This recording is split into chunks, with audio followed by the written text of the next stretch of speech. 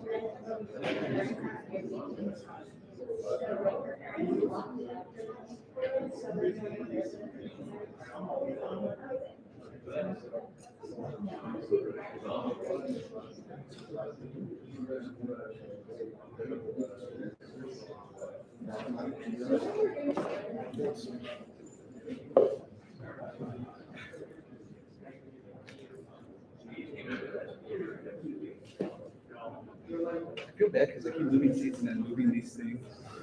I'm not even trying to take it. It's just moving.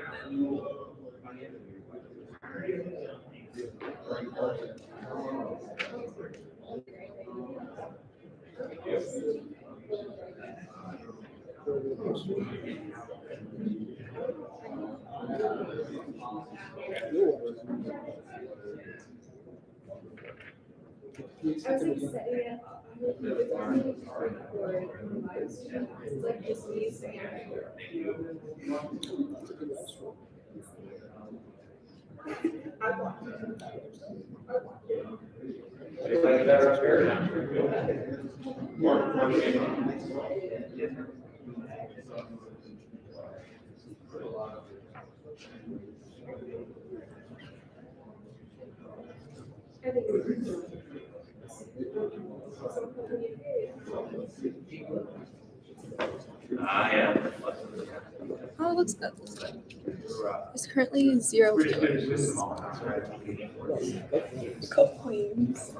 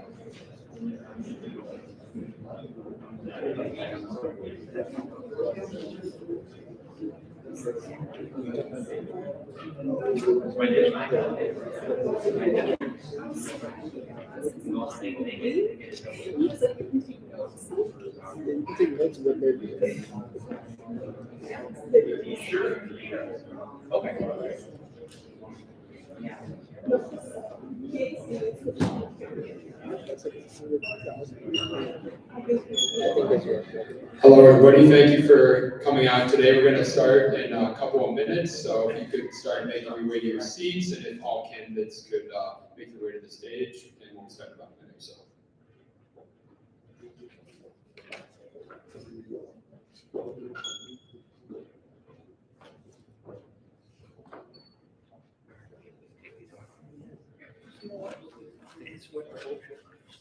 Meet you. Help in there. So the students. It's great. All right, so we're gonna start getting everything started today. So thank you once again, everybody, for coming out to our Secretary of State Forum. Hopefully you will get to learn a little bit more about the candidates and the office as a whole. To assist with that, we're going to be having Professor Christopher Mooney come up and talk a little bit about the history of the office, talk a little bit about what it entails, what the Secretary of State specifically does, because this is a very historic election. This is the first vacancy in this office in quite some time, and we would love for the younger demographic at the vote to really learn more about this position and be informed when we get out to vote when election day comes. So without further ado, Professor.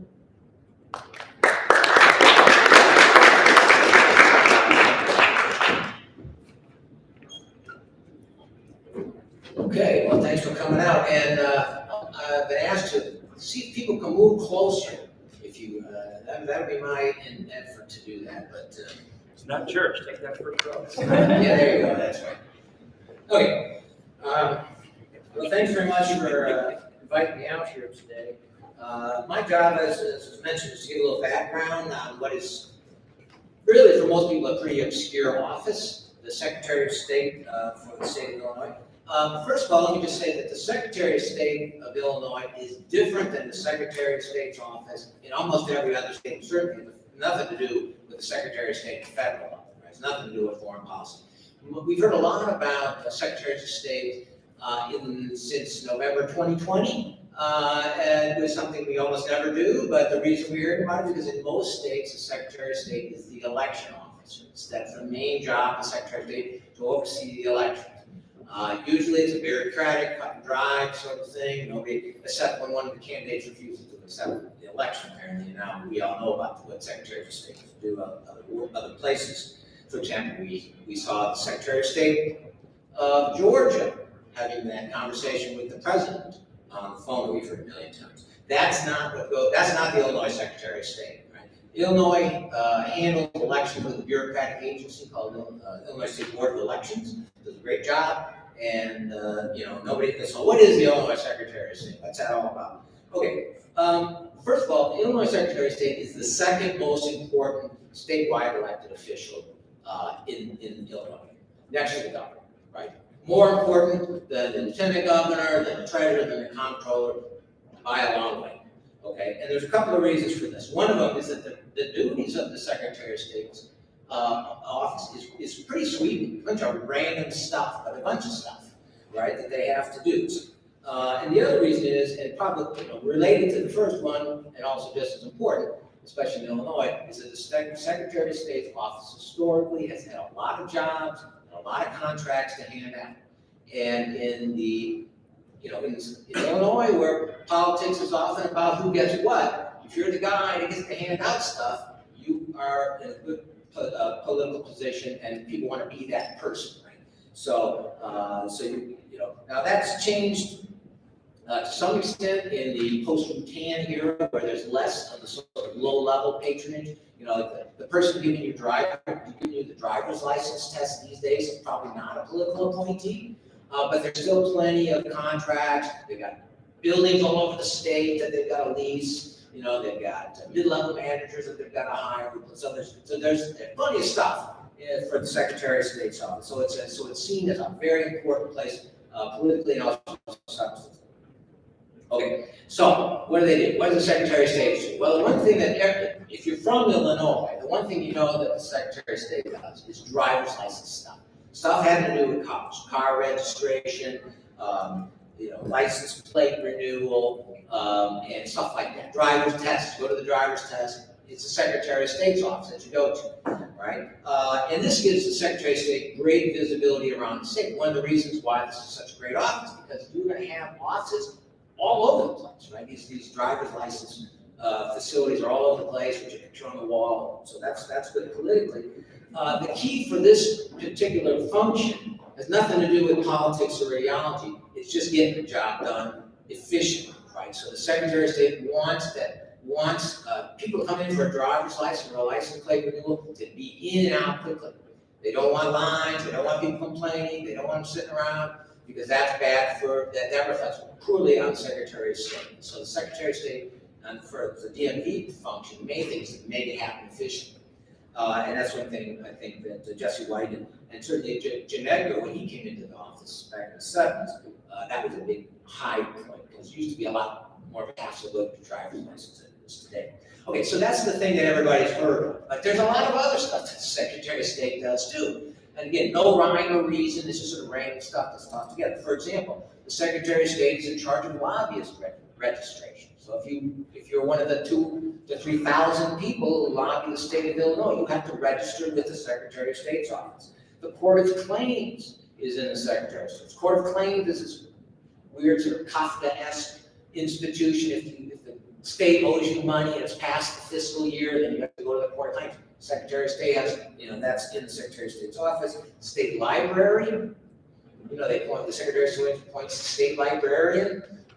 The state archives are in the Secretary of State's office. They regulate security, selling of stocks, stuff like that. And to top it all off, just for fun, the Secretary of State has his own police force, and they take care of the Capitol grounds. They do security down there too. So it's a wide-ranging. So a lot of stuff in addition to the DMV stuff. One other thing I want to mention about the Secretary of State's office that I think is important, especially at this point where we're seeing this historical shift, as you mentioned, Jesse White was elected in 1998. Okay, this will be the first new Secretary of State we have in the 21st century. Okay, but this history of the Secretary of State's office, at least the sort of modern history of it, is one that the office has been filled with either ambitious people and or corrupt people, right? Okay, so the corrupt part of it, there's a couple of famous examples. One of them is a guy named Paul Powell, who was the Secretary of State in the late 60s from Anna, way in southern Illinois, and he died in 1970 as the Secretary of State. And the famous thing about him is that they found a shoebox full of cash in his apartment in Springfield that nobody could explain. It was like $100,000, which, in 1970, that's a lot of money, right? And one of the big questions about Paul Powell's death and the box of cash was that who left that box of cash there? Why didn't they get rid of that with all the other stuff that they took out of his apartment after he died?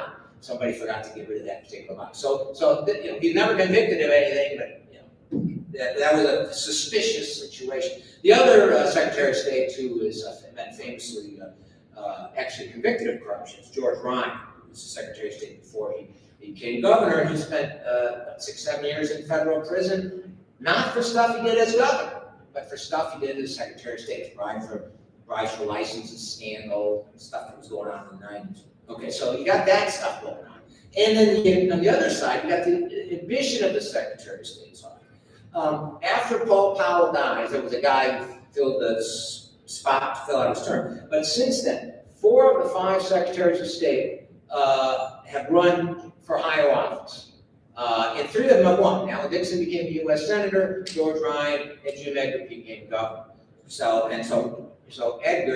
Ryan both got the corruption and the ambitious thing going on, so he's got double header. Then we get Jesse White. Clearly different than all these other ones. Never ran for anything else in the whole 24 years he's been in office. There was some talk about appointing him to the Senate when Blagojevich was busy selling Obama's seat back in 2008, but I don't think there was never a discussion that he was involved. It was just sort of they were talking about him.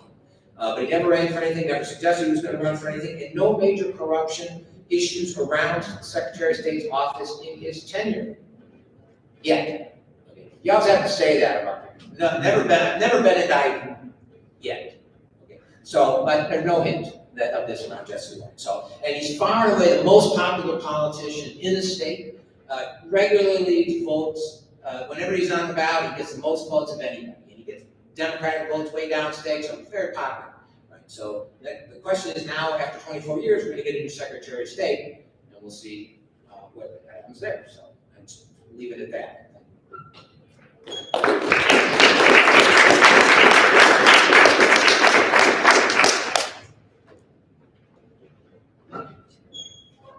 Hello everyone, my name is Anshu Nimanuri. I'm the undergraduate student government president, and today I have the distinct honor of introducing our candidates.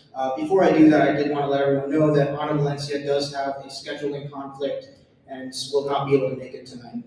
Without further ado, I would like to introduce our candidates, Dan Brady from the 105th District of Illinois, and David Moore, the Alderman of the 17th Ward. I would also like to introduce our moderator, Vice President of Undergraduate Student Government, Arthur Gosowski.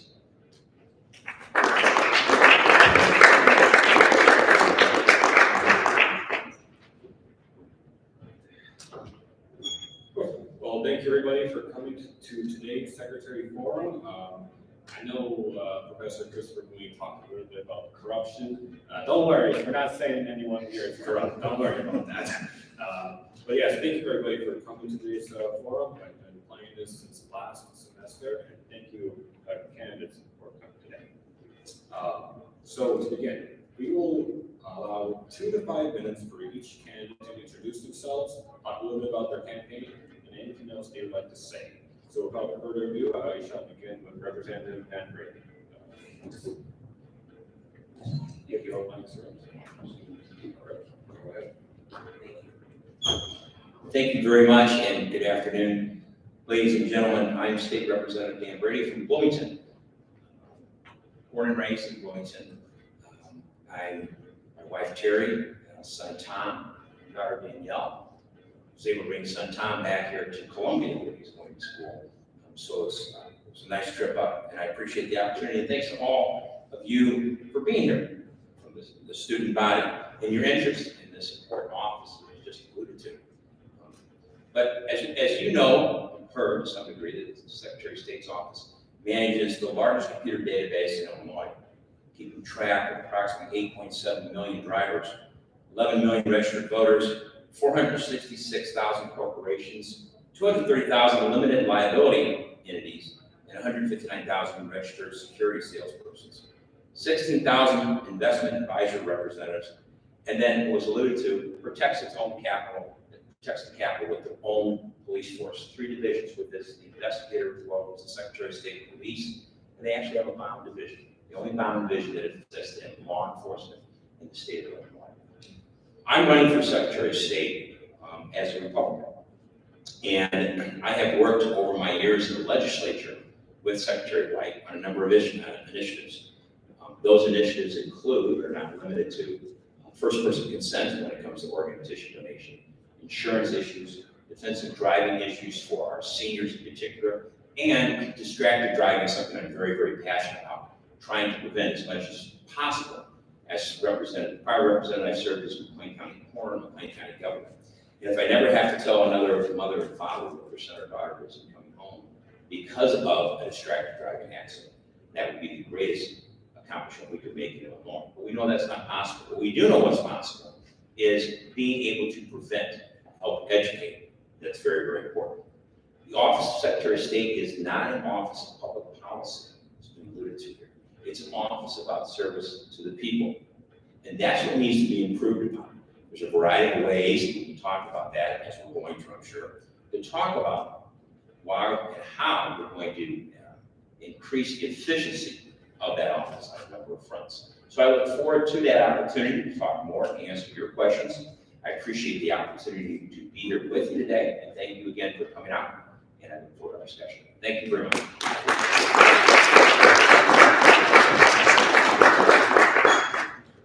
Thank you, Representative Dan Brady. Alderman David Moore, on stage.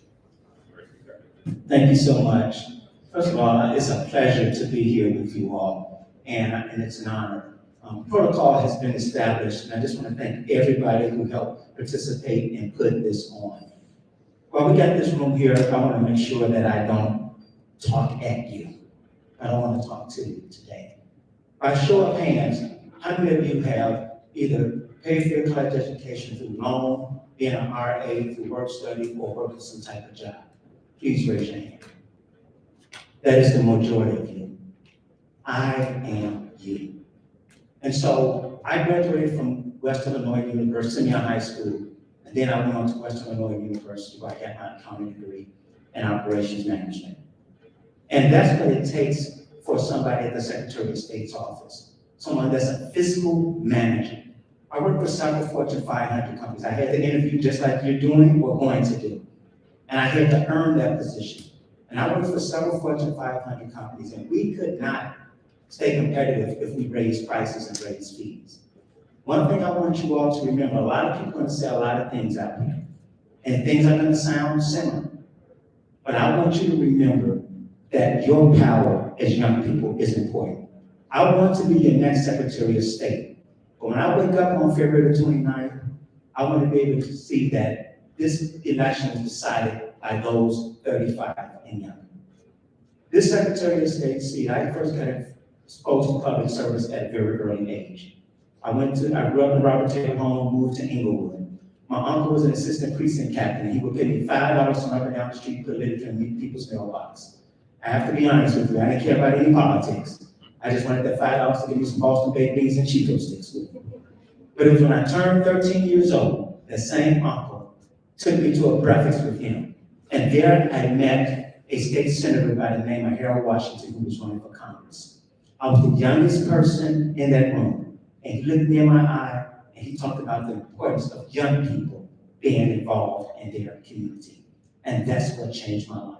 I started serving. I became a junior block club president, helping our blocks get better. I then got involved in a community CAPS program, and I eventually worked my way up serving as director of field operations for the 17th Ward Democratic Organization. I ran for alderman without a lot of funds and without the backing of the establishment, and I won. And I did that so I could serve people, so I could serve in the way that we talk about this seat. The Secretary of State seat, I see it in 3 buckets: the service of the Secretary of State, the business of the Secretary of State, and the responsibility of the Secretary of State. It is important that this seat remain a servant seat. Just like he said, I am not looking, don't want to be governor, don't want to be senator, not want to run for anything else. I just want to stay there and serve.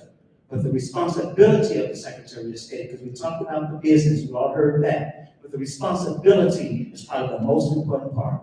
And I am the first one in this race, and I'm glad others are talking about it now, to say that I'm going to create 122 youth engagement offices at every driving facility throughout this state and give interns to youth and young adults like yourself so that you can have a voice and a seat at the table, learning civic responsibility, being involved, and learning how to implement policy. And so it's because it's going to be the young voice that makes the difference. So continue to know your power, continue to get involved, and make sure that on February 29th, that when people wake up, they say 35 and younger decided this seat. And so I hope to earn your support to be your next Secretary of State of Illinois. Thank you.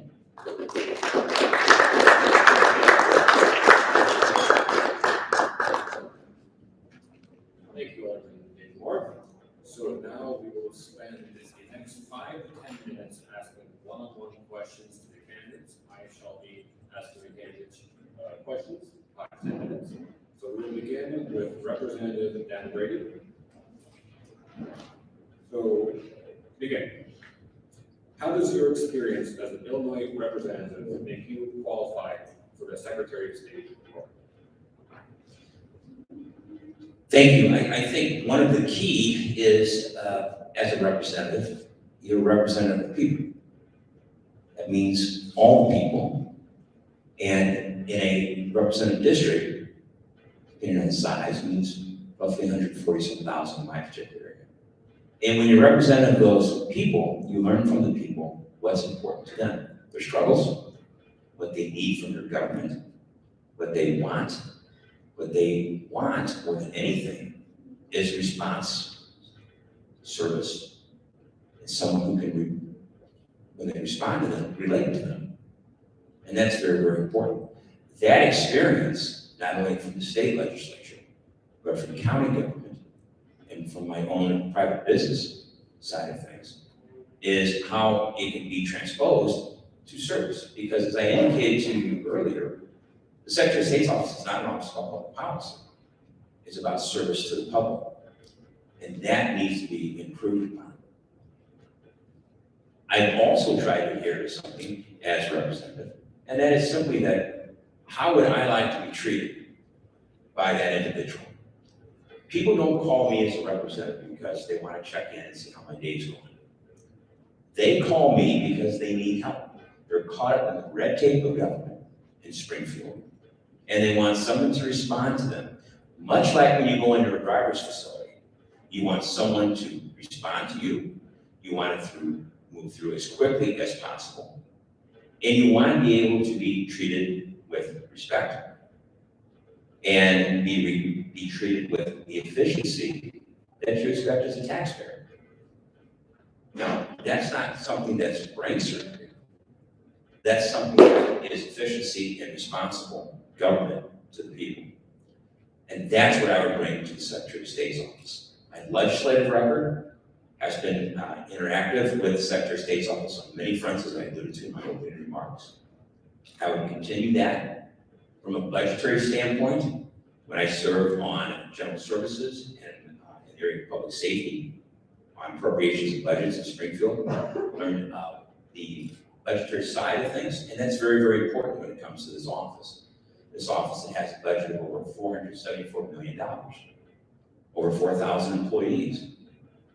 I think we have that many employees and we can't figure out a better way to move people through the Secretary of State's office. We can. So those are just a few ways that my background has enabled me to interact and represent the people. And I think that's what this office obviously is extremely, extremely important for. And touches more lives than any Illinoisans, any other executive office in Illinois across the state. Thank you.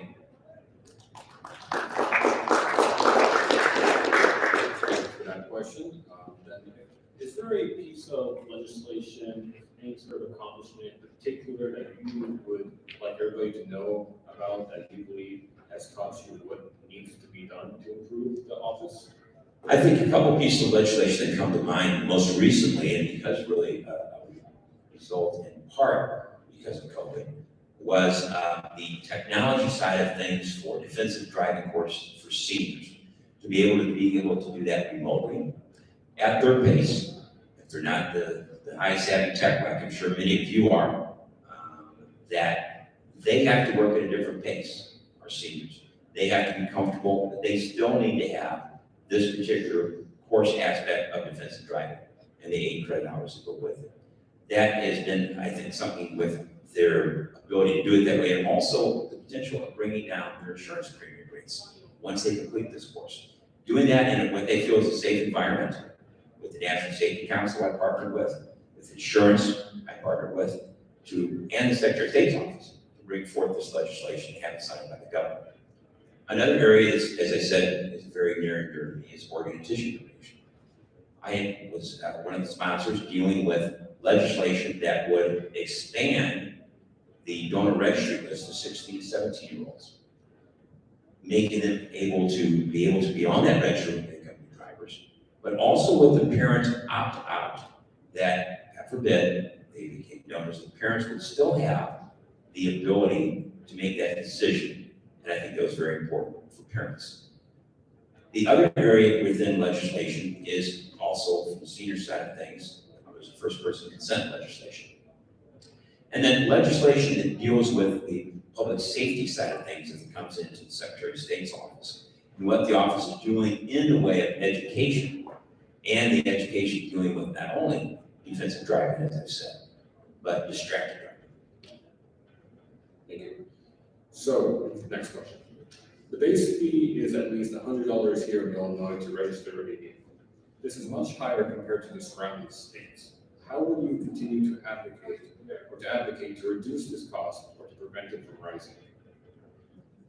Thanks for the question. And one of the ways that we can do that, we, as you heard, the Secretary of State's office has their own police division.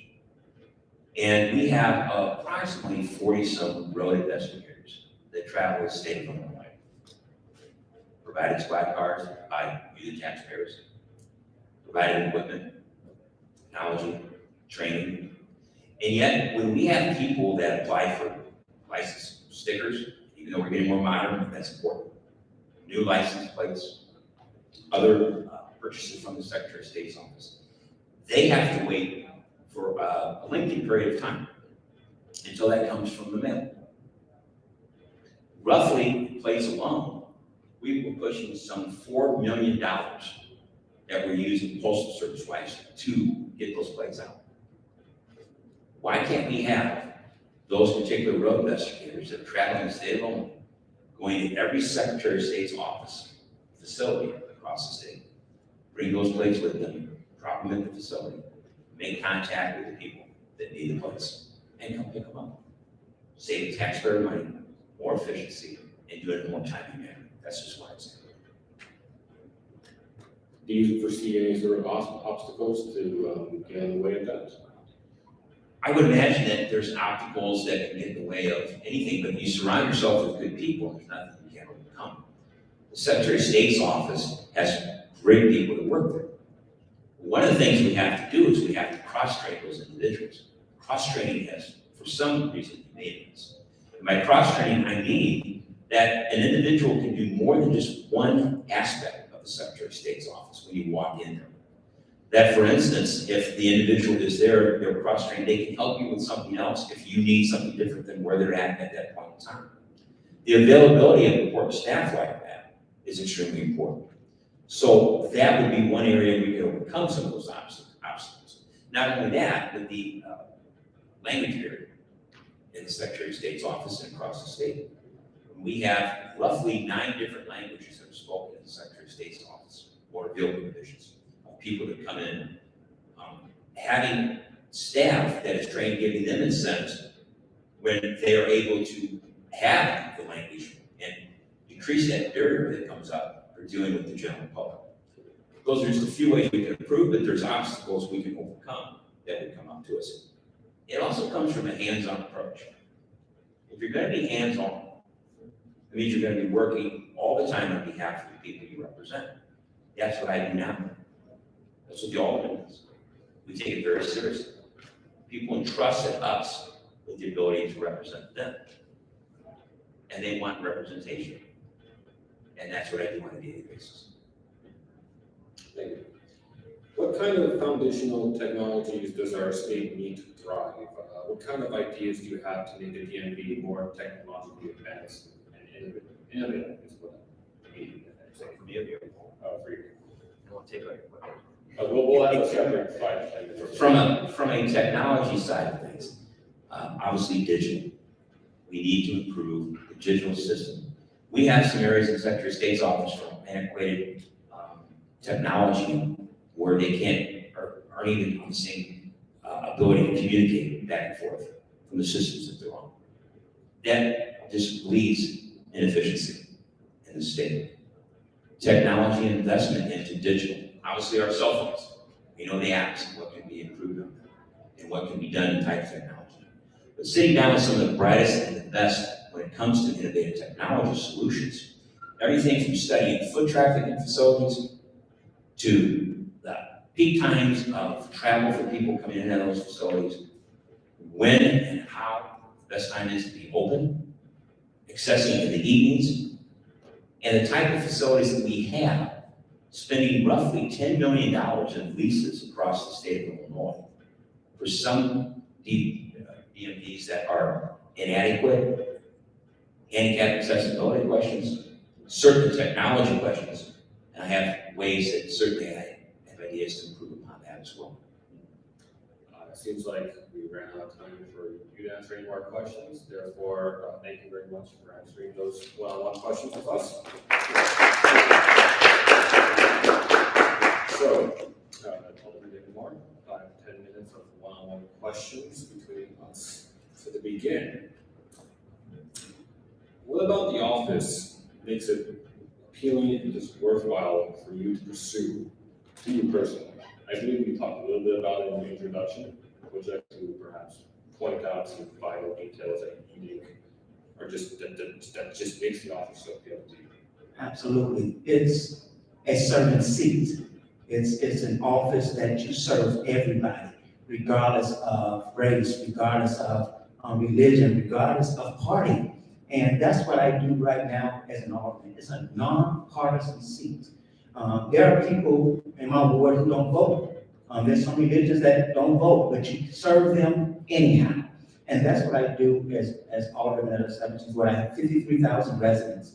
And what's exciting about this is that, and different from many other cities, is that everybody comes to their alderman Most people in Chicago do not have direct access to their state rep, their state senator, their Congress. So we deal with every issue from at the federal level all the way down to the city level. And that includes state, county, and of course, like I said, the city local level. And so everybody comes to the automatic office for those issues. And we just don't send them, say, you go see that person, you go see that person, this person. We address their issues, get them to the right place, get them the right information so that they can feel like, hey, somebody cares. And that's what's important for me and attracts me to the Secretary of State seat, because it is that office. And that's why it's important, and even Mr. Mooney pointed out, not for someone to use it as a stepping stone.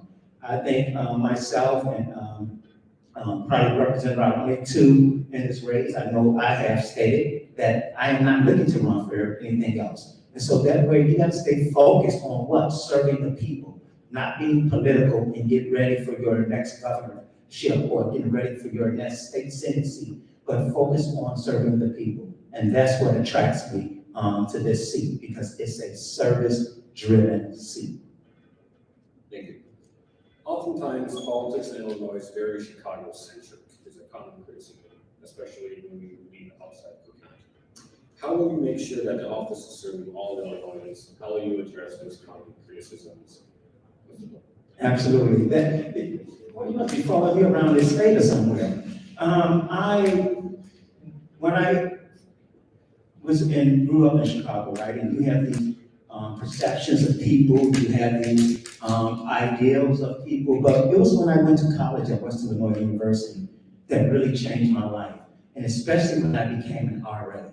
I was responsible for a 3-year period for like over 120 guys in that 3-year period, and they came from various different backgrounds, from various different communities, from Pekin to Pontiac, from DuQuoin to Decatur. And those are the relationships that I built across this state when I was in college, so that when I announced, I didn't announce on Zoom like many other people. I announced from Macomb. And the reason why I did that, because I knew, like it happened, those friends and those relationships that I built would come out of the woodwork to say, David, I remember you.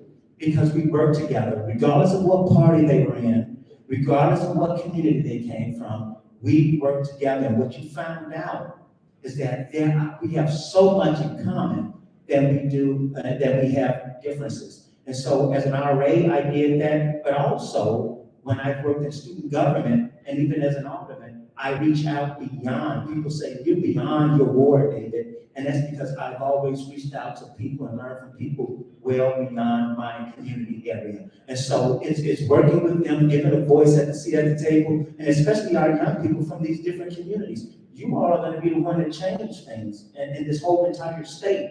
And knowing that your voice is heard, knowing that you have a seat at the table, knowing that you have an impact on how policy is made, because there are some policy decisions as it relates to the Secretary of State's office that is important. And so at the end of the day, working across the aisle and working with people across the state is critical to me. And to your point, what I'm excited about, there were people saying, well, when he gets his petition signatures, he'll only probably get them from his ward. And we had to turn in, we have 3,250 signatures to get on the ballot. I am happy to say I had signatures from all across this state. There were people in DeKalb helping me circulate, in St. Clair County, down there by East St. Louis, Fairview Heights, all throughout the state who helped me circulate petitions, Kane County. And you can look at my petition sheets, go through them, and you'll see that they were circulated from people throughout this state. And so I built that crossover appeal because of my service. And my first job out of college was in the Quad Cities. I lived in the Quad Cities working for Ralston Purina Company. And again, I have friends and family throughout the state of Illinois that I'm going to continue to serve as their Secretary of State. Similar question, Dan Brady, surrounding the cost of registration for titles and stickers. How will you advocate for the costs of those to not rise or to be reduced? Absolutely. Yes, right. Yeah, he just a similar question as yours.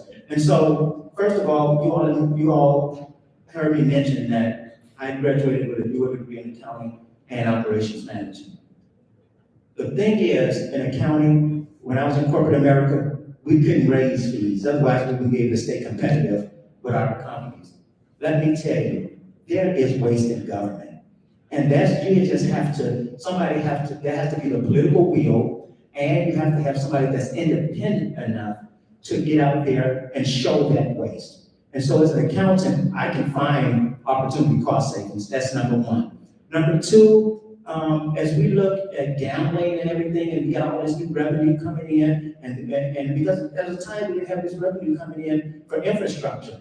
Right now we have new revenue coming in, and we can actually begin to cut costs and fees. Because now we got all this gambling, marijuana, other revenues that's coming in, but nobody wants to say that. We can right now cut costs because of the $4 billion that we raised. 2.1 billion of that goes towards what? Roads from the Secretary of State's office. So we can give taxpayers a break. But the other thing is, and I was the first one to talk about it, and that brings you to your technology question. I also was the first one to introduce and talk about having digital license plates as an option. Right now, California, Arizona, and Michigan are doing that. And not only is it a cost savings option, but it's a safety option. When we're dealing with carjackings right now, that is tearing our state and our city and our counties apart. With digital license plates, Sean Dart just went before the Senate, and he talked about the problem why we're not catching these guys, because we're not catching them in the car, we cannot prosecute. That digital license plates, when a car is stolen, it can say stolen. And the police can either identify those people and catch them in the car, or somebody else driving can identify the car as stolen. And so digital license plates offer great options for not only savings, but also safety. But it also can let us know when we have an uninsured motorist on the street.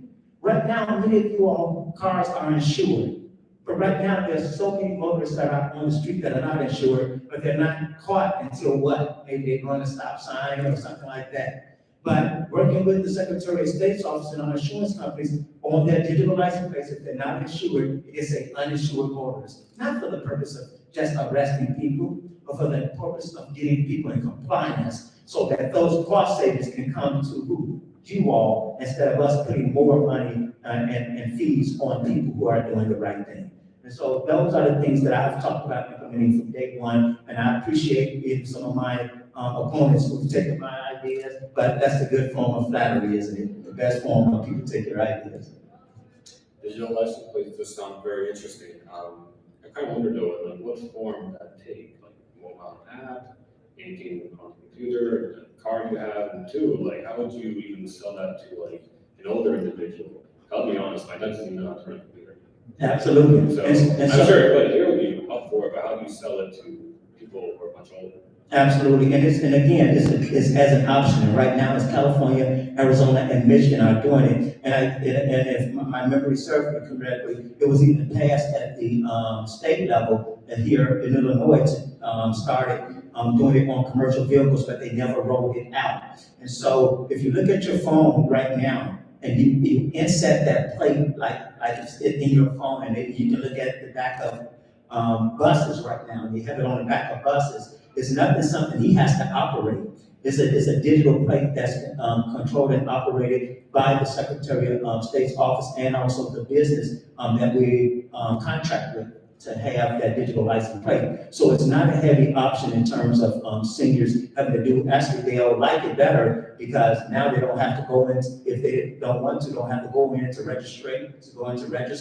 They can do it, digitally when it's time to renew. They just pay like they would pay, online. And so it's anything like my mom now, she's using technology. And so we're forced to do it sometimes, but right now it's an option, and it can be an option until people learn, hey, I want to do this, I want to give, but people are going to buy into that part, especially our seniors, is the safety portion. When they're talking about, hey, this will deter somebody from carjacking me. And I think from that standpoint, our seniors will buy into it.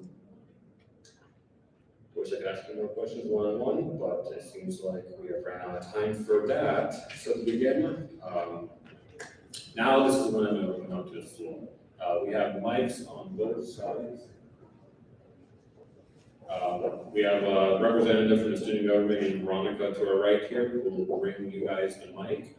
If you guys have a question, please raise your hand and Veronica will come to you. But yeah, the floor is open. Feel free to ask the candidates either both of them a question or one of them a question. And also Dan Brady and Nora. If a student asks one person a question here, I'll give you the option to give a rebuttal or a comment only for a minute. Besides that, I'm going to open up the floor.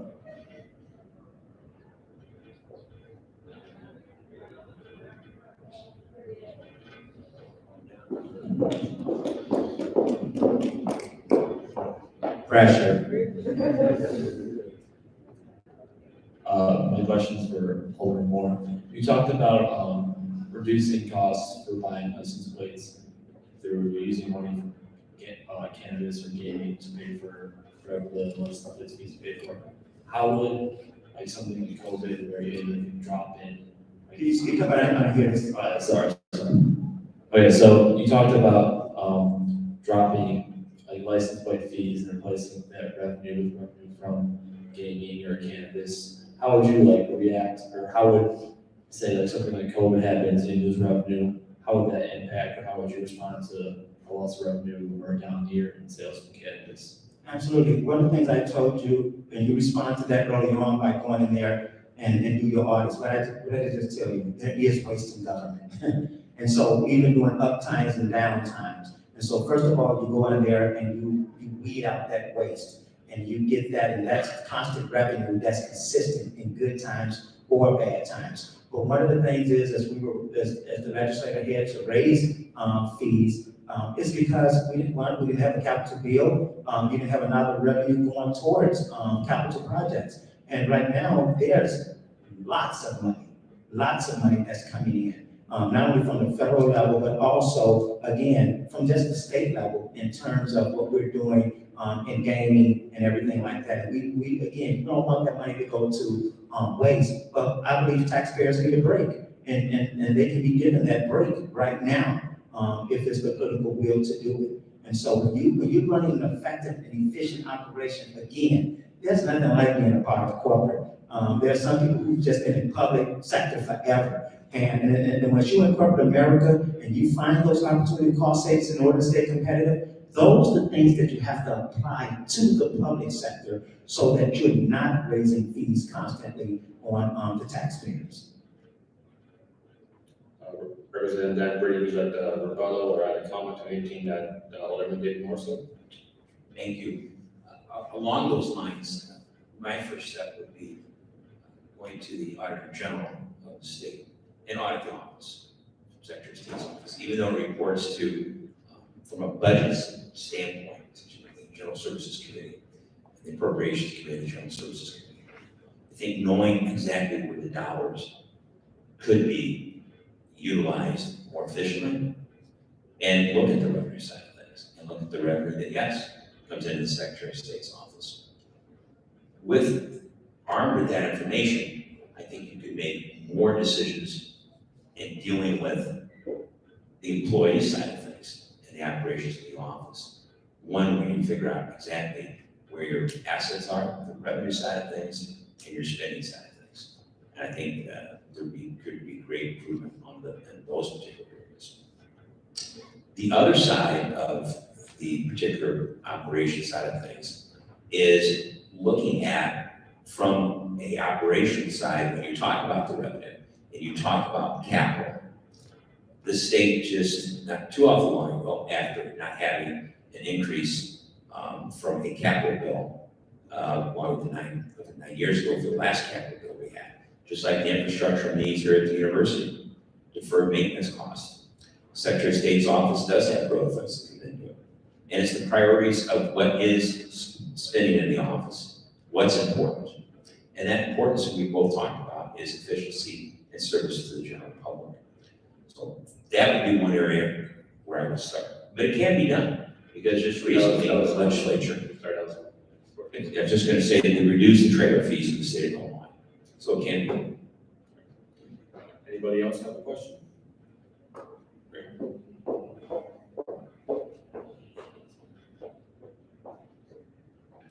This question is for David Moore. Regarding visual license plates, how exactly would police or road safety forces be able to determine whether certain license plates are stolen or fully registered or insured without borderline intrusive and or poaching tactics?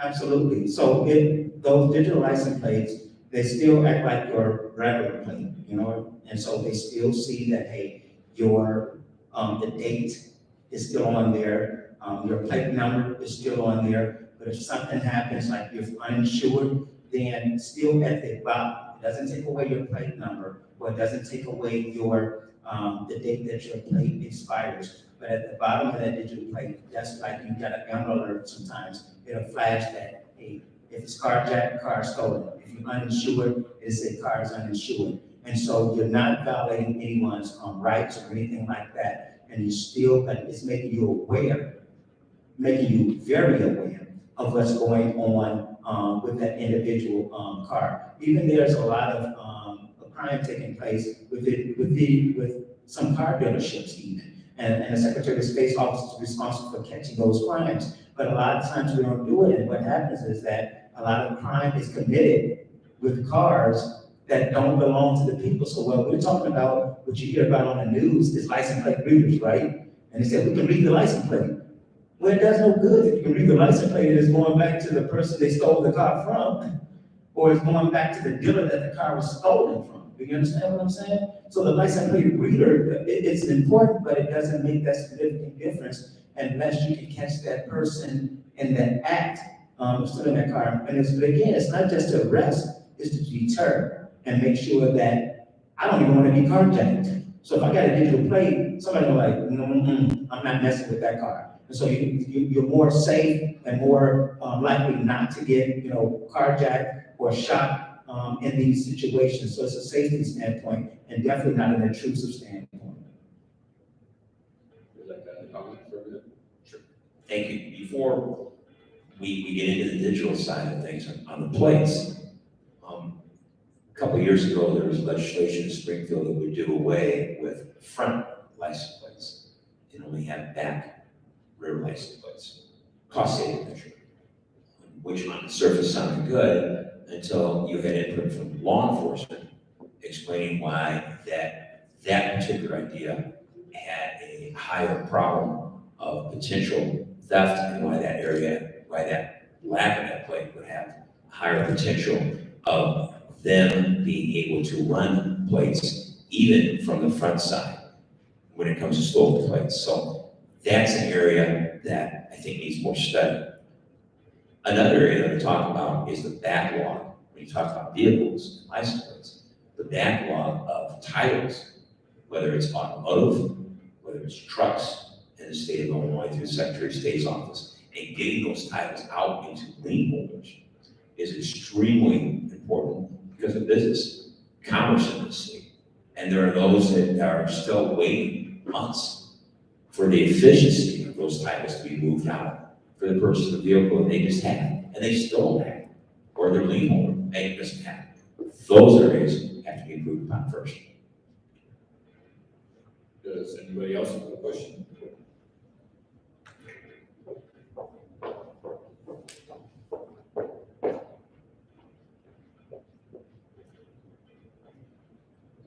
Hi, I'm Ella Rackle. I'm a reporter with Fire USC's independent student newspaper. And I had a question for both candidates, if that's okay, about student involvement. There's some months left until the primaries and the general election. So I was just wondering how students can inform themselves about the different candidates and the responsibilities of the office, and also how can students get involved in the election process. Absolutely. And so this leads me right now going forward. I got a group, what I call my young guns, if you will. But it's youth for more though. And they've already got involved, some from UIC, and they're leading that effort and have been leading that effort and working with me in my campaign and recruiting more youth. And they're so excited about this race because they, and as I said, whether it's me or my opponent, I say it again, I want to win, I want to earn your support. But if I wake up on February 29th and I see that this race was decided by 35 years and younger, I'm going to be excited. And that's what we've been doing. And so one of the things that I'm proposing as Secretary of State, that again, I was the first one to talk about it, is that right now you can get a driver's license at 16, right? But you can't register to vote. But what I would do on your 18th birthday, you're going to get a birthday card from me saying happy birthday. You're automatically registered to vote and give you what we call an opt-out option instead of an opt-in option. And most people are going to be excited about that because they're going to be that first responsibility of engagement. And so even going forward, that's how we get more young people engaged. But I encourage you all to go to my website, www.moreofillinois.com, and sign up, because at the end of the day, it's going to be you all who have the opportunity, history making, to decide who goes in this seat. Use your power, stay in power. And like I do as an alderman, I give my young people a voice and a seat at the table right now. Bring them down to City Hall. I think Alex Evans was here. I think she just left already. Karina Kwaku, who's a student here, and Sean Flynn, who graduated from here as well. All these young people, I get involved and give them a seat at the table. And they're the ones that's engaged right now, because guess who attract young people? Young people. And so that's what we're doing right now to get them engaged. Young people are very important to the political process, and they need to know and feel welcome in that political process more and more. Obviously, anyone can reach out, which they have, and I'm very thrilled. In my particular legislative district, Illinois State University is the largest public university that I represent, and I have great interaction with the students there. Also, the Facebook, Twitter, my website, votedanverde.com. On a daily basis, practically, we receive input from young people who, how do I get involved in every part of the state, which is extremely encouraging, extremely encouraging.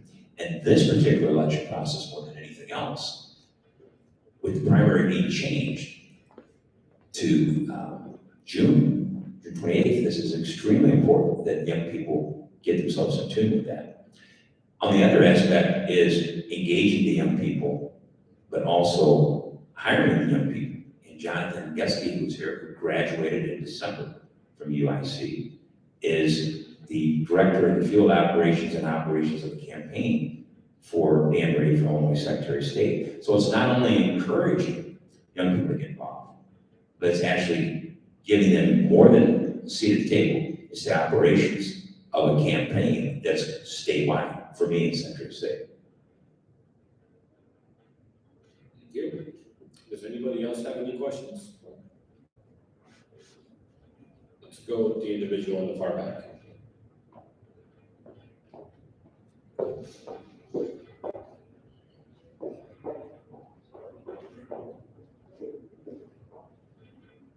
Hi. Hello, how you doing? Doing well, thank you. My name is Max Guffey from Lake County. Obviously, it's my question is, what gets you energized for public service? I myself am a person who's really interested in potentially serving one day in the future in a public service role for civil service. So I was just wondering, what gets you out of bed and ready to help people in your role? For both candidates or? For both candidates. That is a great question, because I have to be honest. There are times because of politics, and I hate politics with passion, but I love public service. And that's the part that drives me. That's being able to help someone. I was just out at Stevenson High School in Lake County, and we got some young people fired up, and some joined my campaign. And that's what excites me. When I can help somebody else, I love elevating and breaking what I call the system of money choosing our candidates, the system of just if you're endorsed by this person or that person, that that's the only way you can get elected. That's why I had you all to raise your hand, because I identify with you. Majority of the people won't get a handheld. Most people won't get appointed to a seat, like some of my past opponents. Most people won't have $1 million. But that excitement of being able to help elevate someone else is what drives me and gets me up in the morning. And knowing that you're helping someone. And so I love it. There's sometimes I have down days and I get a phone call from someone that said, or a letter that said, Alderman, if it wasn't for you, this wouldn't have happened. Thank you so much. If that one person saying thank you just motivates me every day of the week. Great question. Thank you again for the question as well. Thank you for your interest in government and politics. Stay interested because we need good people. Thank you. I would say that for me, it is a motivation of helping people, a service. There's the policy side of things. I'm a guy who probably likes cutting through the red tape of government more than maybe the policy wonk. And that is important to the people that I represent. It'll be even more important to the people of Secretary of State from an efficiency standpoint. And as I say, if I'm Secretary of State, you won't just see my picture at a driver license facility. You're going to see me there behind the counter helping people. Because that's what the office is about, as I've said. Along those lines, what also motivates me is when I get a thank you. When I get a thank you card, note, email that says, because of you, I got this done through state government after months and months of trying and nobody got back to me or would even answer my phone. That's the motivator for me. That's the energizer for me. And that's what keeps me going. The Alderman and I, we're different parties, but we have something in common. We have a lot of things in common, actually. But we have something in common when it comes to politics. We're not the party established, chosen one to run for Secretary of State. Because there's those that think they know more than you, ladies and gentlemen, who's best suited to be your next Secretary of State. And there are resources that you need that are very important, money and politics. But what they miss is the drive and desire to be an elected representative and truly what it means to represent people, to respond to those people, and make a difference for those people, and give those people a hope that someone not only listens, but somebody takes action. Thank you. I believe the man whose hand is raised right now, another question as well?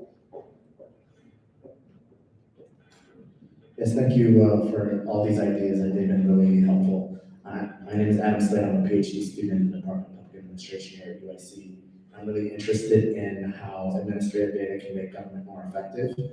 And for example, the state of Iowa, the Secretary of State records intergovernmental agreements, and currently the state of Illinois does not.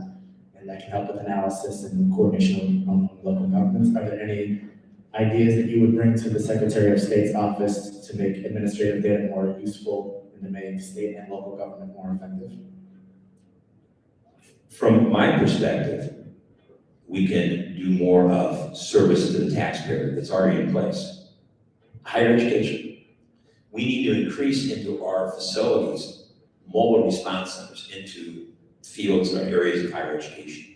And by that, I mean mobile responses of mobile units that used to be more prevalent in the Secretary of State's office. Going to locations where people know where their 38 community college districts are across the state of Illinois and can get services that way.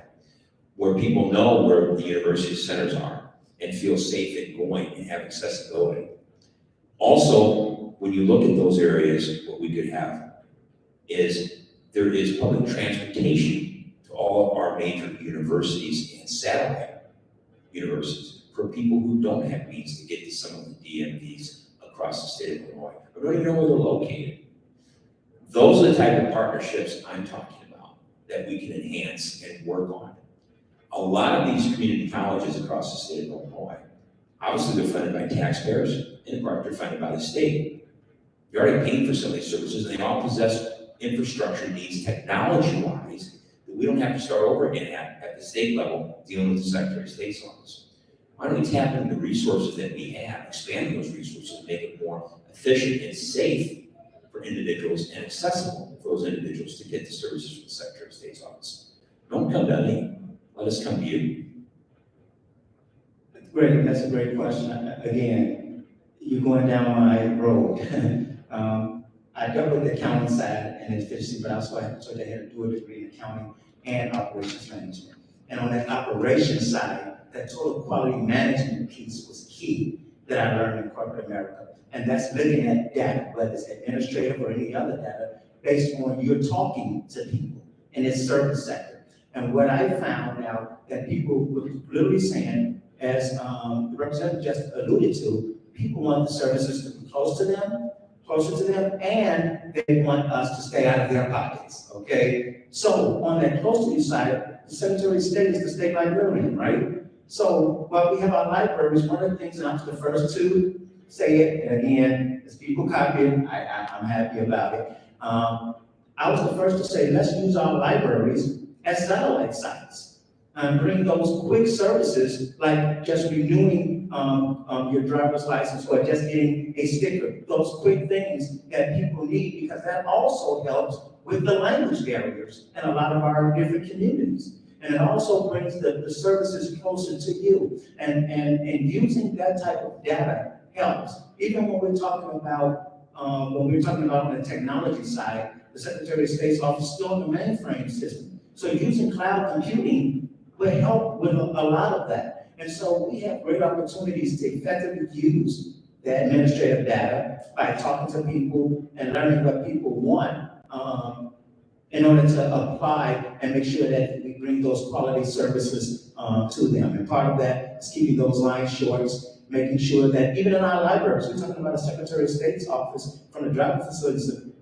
standpoint, but using VR technology in our libraries to bring young people back to the libraries so that they can get involved in using the libraries more and more. And so those are the things that we can learn from using administrative data and listening to people to better serve them. Does anybody else have any questions? Please raise your hand. The individual right in front of you.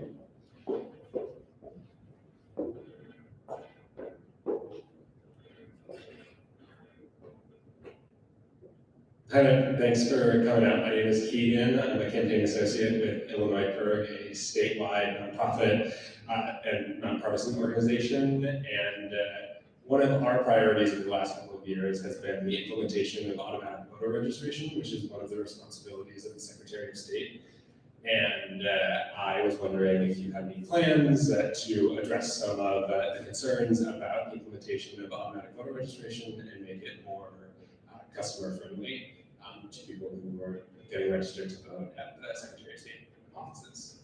Absolutely. You definitely heard me mention that before you even asked the questions about making sure that even, at 16, you register, but you get your driver's license, but making sure at 18, you get that card saying you automatically register to vote. Because most people, they get that driver's license, young people sometimes, they turn 18 and they're not even thinking about registering to vote.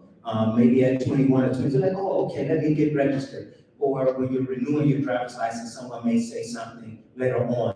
But there's nothing like having that automatic voter registration. And that's what we talk about when the Secretary of State's office, when I talk about the responsibility of the Secretary of State. You heard me talk about the service of the Secretary of State, making sure that this seat remains a service seat. You heard me talk about the business of the Secretary of State, making sure that we are cost effective and running efficient operation, but also the responsibility of the Secretary of State. And when we're in this time and day, and they're talking about voter suppression, they're talking about limiting access to the ballot, all those issues become important, and making sure that people are able and easily register to vote, and even using automatic voter registration to make sure that, again, that there's no fraud or no fraud in there, and making sure that it's easily done for people who want that option. And I want to make sure that we do that.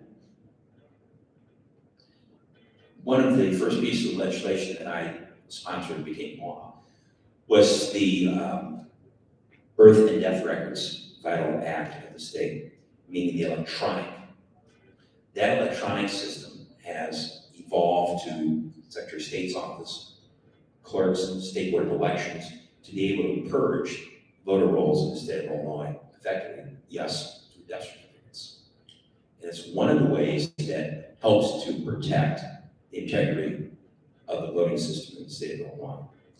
In the Secretary of State's office, you may remember the last cycle of voting was the Secretary of State's office ended up with the responsibility of the vote by mail rollout. It wasn't very good. It wasn't very good. What we need to do is learn from that, and I hope that we have this time around. The local election authorities is where I believe that type of rollout belongs when it comes to vote by mail. When it comes to the motor voter mandate for the federal government, I want the most efficient way in which to do that. One of the ways we presently do it is we transfer from the Secretary of State's office signatures to the local election authorities to be able to try and compare when you go to vote. I think digitally, if we're doing it with driver's license, we need to send photographs with that to the election authorities as well to match those signatures for the voter integrity and protection. So everyone has the most thorough data to make sure that our elections are not only protected, but that their personal data is protected as well. Thank you.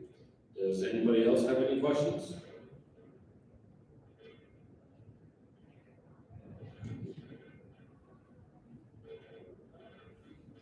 Any hands? Brian? Yes. Okay, so my name is Veronica. I'm very new here, but I had one question. So if you become to the Secretary of State, so what is the first and foremost thing that you guys are going to do? Absolutely. Again, it's about my accounting background, but I was always taught to do. Go in there and audit. Go in there and see what's going on. You just don't run into somewhere and start changing things.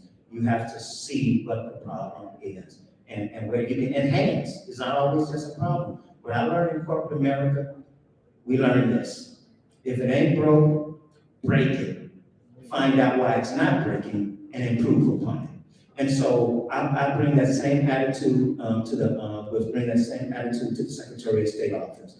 But it's getting there. The first thing I want to do is get in there, audit, look at what we're doing, look at our operations, look at our employees, making sure that we're not just doing politics, hire somebody and just put somebody in the spot.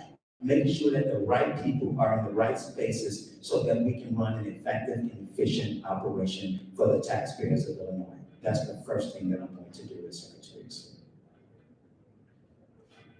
One of the first things I would do is change the operations in our motor vehicle divisions. And I say that because I pride myself on being a representative of people. I pride myself on traveling the state and listening to people. And you don't have to be an expert to know that what people tell you is the system's broken. That we deserve better as taxpayers than the services we're getting in majority of our motor vehicle divisions across the state of Illinois. So the first thing I would do is to fix that system. There's a variety of ways to do it. We've talked about that here today, some of those. But by working with some of the brightest and best that we have in the technology side of fields in Illinois, we can do that. That'd be one of my first moves as Secretary of State. Thank you so much. Thank you. Does anybody else have any questions?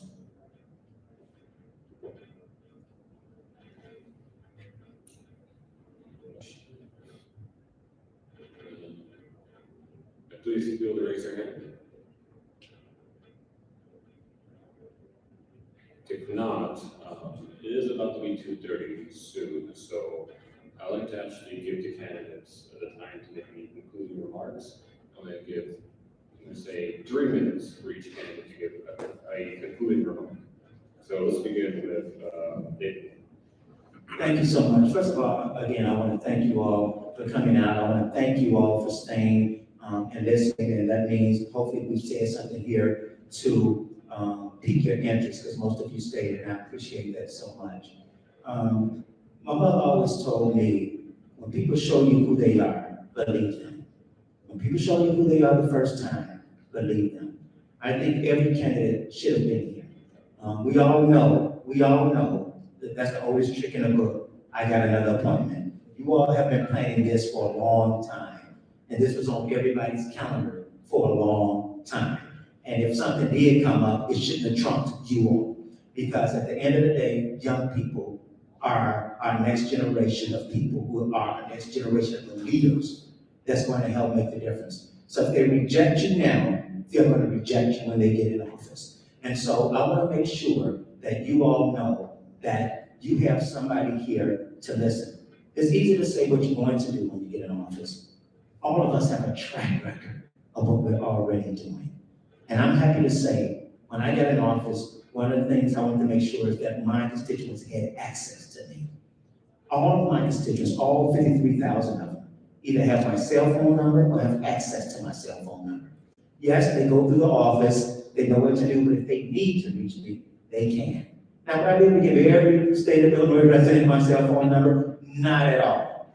But guess what? One of your representatives or people that you're dealing with are going to be able to get in touch with me to help you so that I can hear your voice and your concerns. That I can promise. And I don't make a lot of promises in politics. I just say I'll always do my best. But that I can promise. At the end of the day, what I want to make sure is that you know that the seat has to remain a servant seat.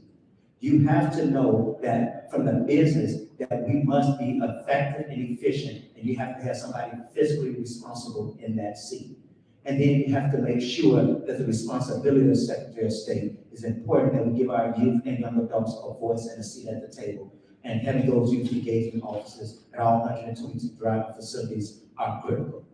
I tell you right now, Illinois does not deserve anything less. Illinois deserves more for Illinois. David Moore for Secretary of State. I hope I can earn your support to be your next Secretary of State of Illinois. Thank you.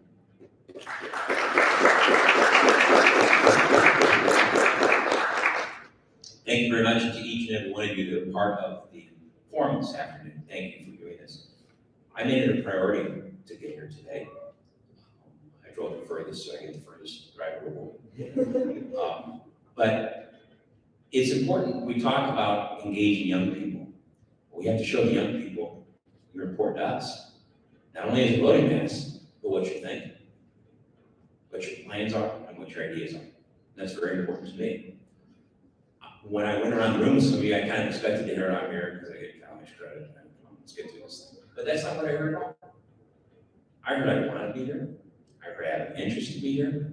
I want to hear what you gentlemen have to say. And that's great. That's all part of the process that's extremely important. We pride ourselves on public service. If you pride yourself on public service, you have to be out with the public. You have to meet the public, even as difficult as that is sometimes. Because some people will let us know their opinions unsolicited.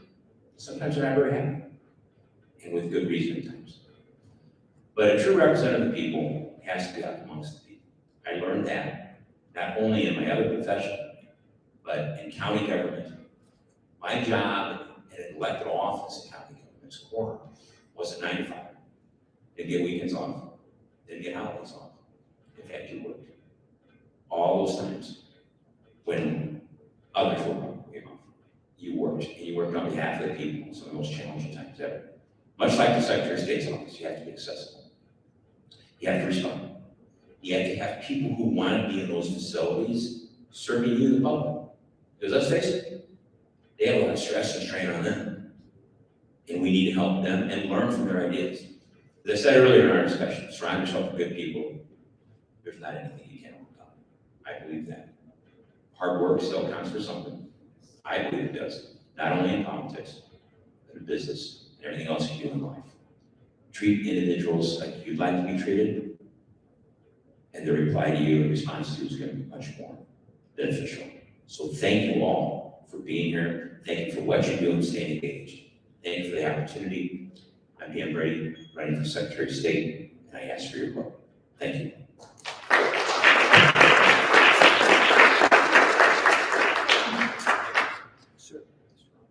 Thank you, everybody, for coming to to today's event hosted by the UIC Undergraduate Student Government. Alderman David Moore, Representative Dan Brady, thank you for making the time in your busy schedules to come to UIC today. To give the remaining time for you both to meet the students one-on-one. I encourage everybody here to also come up to the candidates and kind of ask whatever questions you have maybe, but introduce yourselves. Besides that, I'm going to conclude today's forum. Thank you everybody for coming to the forum, and I wish everybody a good day. You did an excellent job. Great job. Thank you so much. And notice everybody how efficient we are. We finished before 2:30. Imagine, but we can turn around in 7 or 6 hours. Thank you. Oh yeah, one stop to the corner, to the right.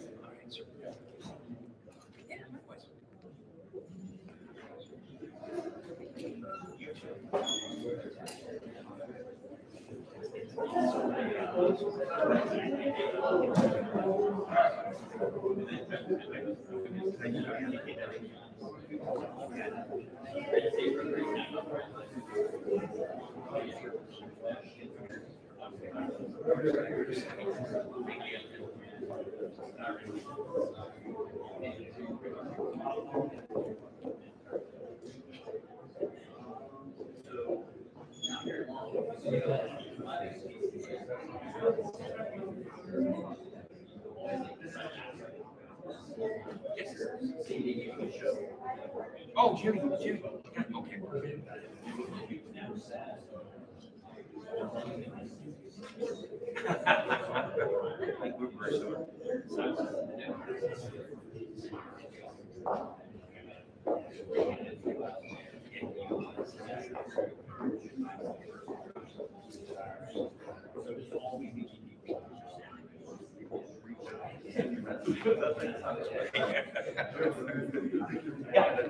Thank you. Great job. Thank you very much. Thank you. Yeah, get over here.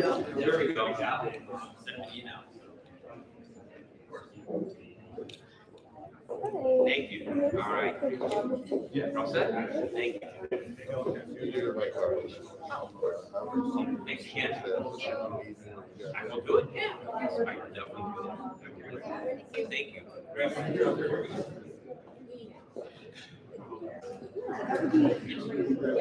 Yeah, sure.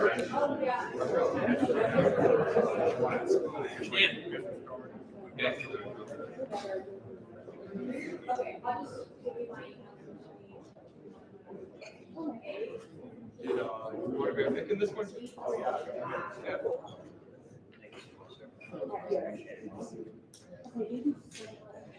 Okay, very good.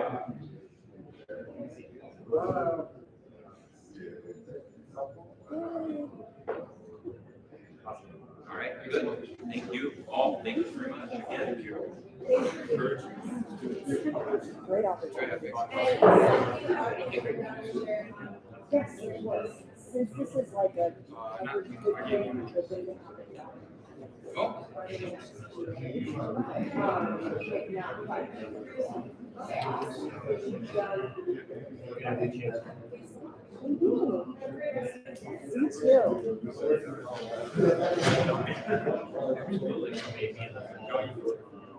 Yes, I'm working for anything. Yeah. Okay, got you. Really fascinating. Yeah, I'd love to. I'm still serve.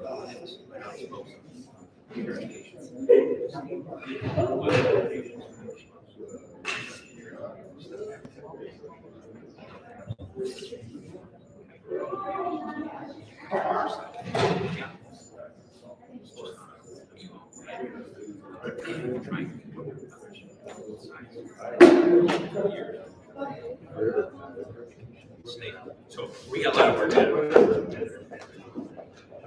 Hi. Great. Thank you again. Absolutely. Thank you. Yes. Sure. Oh, that's what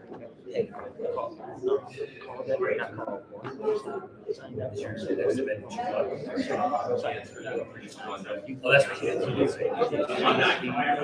Hey, Greg. My sister. Yeah, that'd be great. Yeah.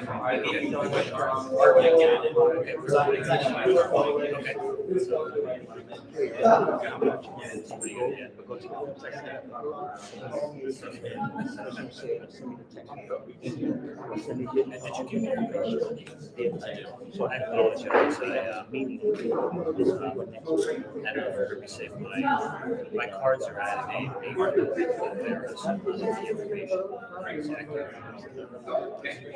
Well, to you, I'll give you an update. Send me. Emails, send me like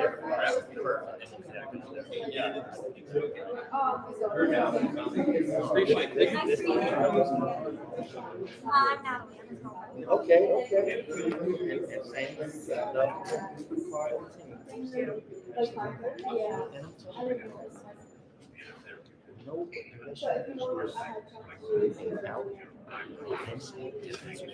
I'm the only one. It's hard to miss me. That's why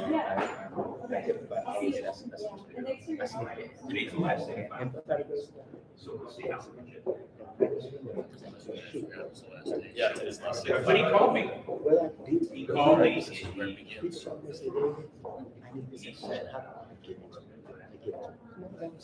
right, sir, I want to say goodbye to you all in a minute. No, you're good. I'll get back to the office. Right, John. Good to see you. Ask a question. Ask a question. With the mayor. Ask a question. Calm down. Yes. That's what I'm. Oh, you doing? Thank you, gentlemen. I'm going to quickly say,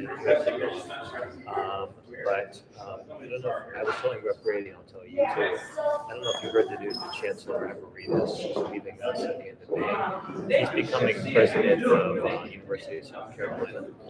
So that means we're going to have a new boss. So I'm going to have a new boss for 6 months. And that person could change some things. Could change some things, but it's going to have to meet a lot of people. So if you've got time later this summer, fall, whenever that person. Still got my sticker, right? Why don't you give to me again, just in case? All right, sir. We will do that. Good to see you. Good to see I may you. talk to you in the meantime, definitely. But I'll make All right. time. Thank you, sir. Appreciate it. Thanks for coming out. Yes, the Lieutenant Governor is here today. He's here right now, and then Deputy Secretary.